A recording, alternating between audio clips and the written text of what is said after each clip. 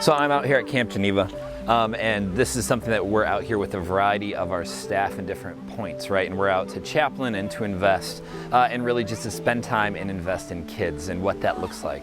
And to some degree, like, this is always interesting in what it means for a church, but I think it's got some really unique and profound impacts, right? For me, that comes up with someone I met recently who's actually an old youth group kid of mine, which I haven't been doing for going on probably about 7 years. And so it's an old kid. I knew her when she was in 6th grade. She came in and she was a 6th grader with the same excitement and confusion and everything that you see.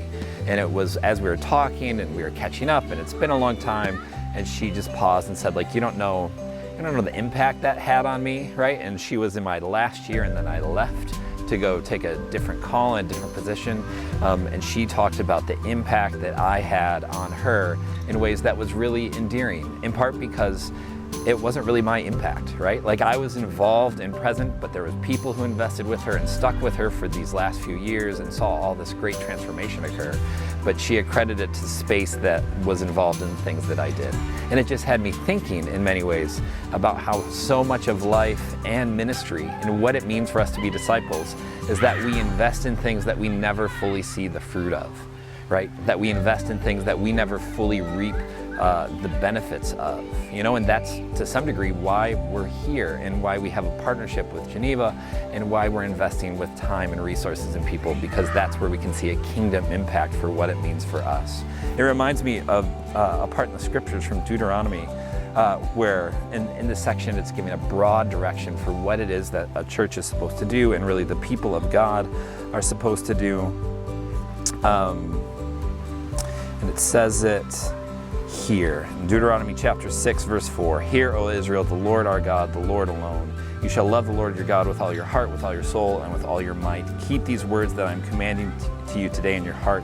Recite them to your children and talk about them when you are at home and when you are away, when you lie down and when you rise. Bind them as a sign on your hand, fix them as an emblem on your forehead, and write them on the doorposts of your house and on your gates."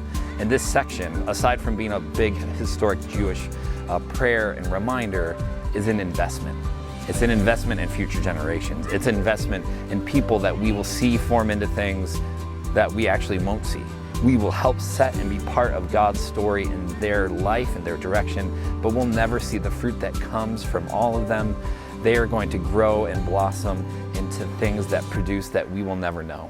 In many ways, I feel like I've worked with kids and teenagers for years and years, and it feels like you're planting a tree. But the real crux of it all is you're planting a tree that you will never sit under. The fullness of who they become and of what God is doing in them is something that we will never fully experience as adults. But there is a great value to it. And if the church does not do it, and if people do not do it, we do it to our own detriment and we cut ourselves off at the knees. It's why we care about kids. It's why we care about families.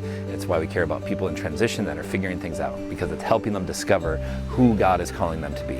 And that's true of the things we do in the church building or during the service, but it's also true in our relationships with Kids Hope, in our relationships in schools and in communities and families and conversations, as we try to help and develop robust disciples in what it means so that we can follow Jesus better and more effectively and with a greater sense of joy.